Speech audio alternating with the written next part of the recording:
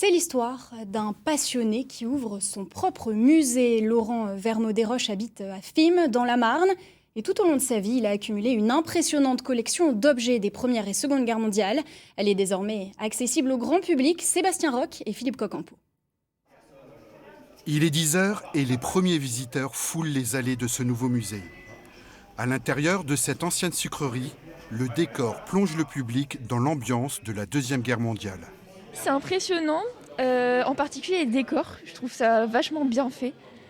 Et on n'a pas l'habitude de voir ça dans les musées, c'est surtout en vitrine, tout ça. Et là c'est vivant. Les mises en situation, les mannequins, les tenues, le matériel restauré, remis en état, fonctionnel. Je trouve que c'est un sacré travail qui a été fait. Et le guide du jour, c'est Laurent, le créateur du musée. Depuis 40 ans, il collectionne compulsivement les objets des 2 derniers conflits mondiaux. J'ai décidé d'ouvrir ce musée puisque, comme vous pouvez le voir, je commence à avoir une collection qui est relativement importante.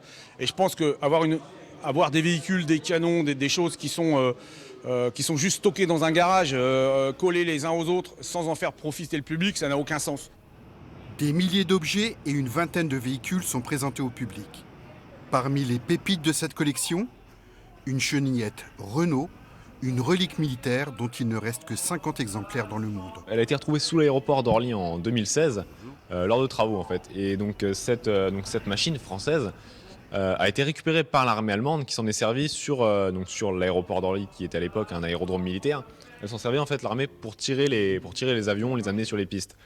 Elle a passé plus de 70 ans sous terre, sous l'aéroport d'Orly. Donc si vous avez été en vacances quelque part et êtes passé par cet aéroport, vous êtes sûrement passé au-dessus. Dans quelques mois, une nouvelle aile du musée, entièrement consacrée à la Première Guerre mondiale, sera dévoilée au public.